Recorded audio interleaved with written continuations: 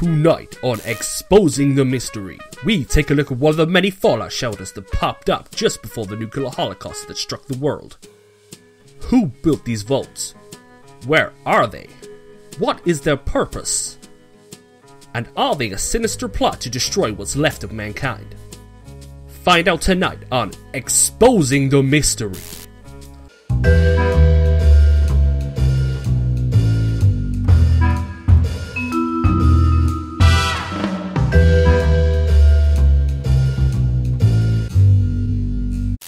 Deep underground, quietly working away, you may come across one of these fallout shelters. The purpose of which is supposedly to protect the population from the threat of nuclear war. So why is it then that the only part of these so-called vaults that were complete is the front door? What kind of sinister plot is at work here? We reached out to Vault-Tec for an answer, and the official statement was that these vaults were not in fact built before the last Great War, but in fact built after. So why are they called fallout shelters, we wonder? And who built them? For what purpose? We dug a little deeper and spoke to one of the dwellers of a vault nearby who had been forced out.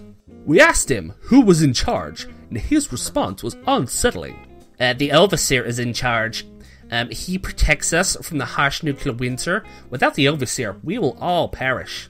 When I asked this poor deluded simpleton who the Overseer was, his response was surprising. I have no idea. I've never actually seen the Overseer. I hear he's super dreamy. A real strong leader. I would do anything for the Overseer. Shocking, I think you would agree. The twists don't stop there, however. It seems these poor dwellers are the result of some sort of genetic experiments.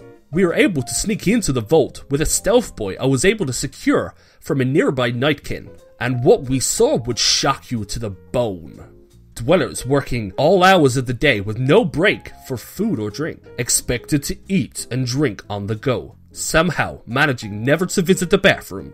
It doesn't stop there. Uncontrolled fires regularly rampage through, room to room, and assaults from giant insects and deformed creatures at all hours of the day. Yet the poor fools seemed glad, never once flinching at the horrors they had endured on a regular basis.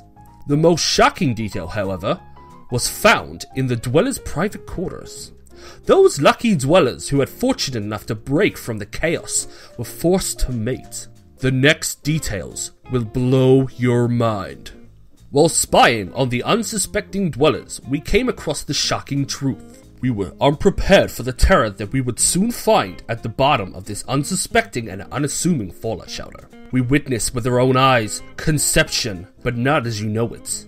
These hideous creatures were procreating with a simple kiss on the lips. What vile experiments were the cause of this mutation?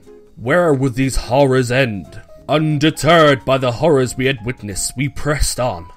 For the sake of our viewers, we sought to delve deep into the mysteries to uncover the vile truth behind it all.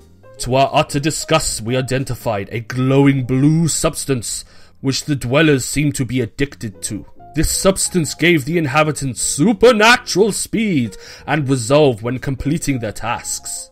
It even seemed to speed up the machines they were using, enabling them to complete their tasks at horrifying speeds. What concoction would alter the very fabric of time and space itself? What have we stumbled upon?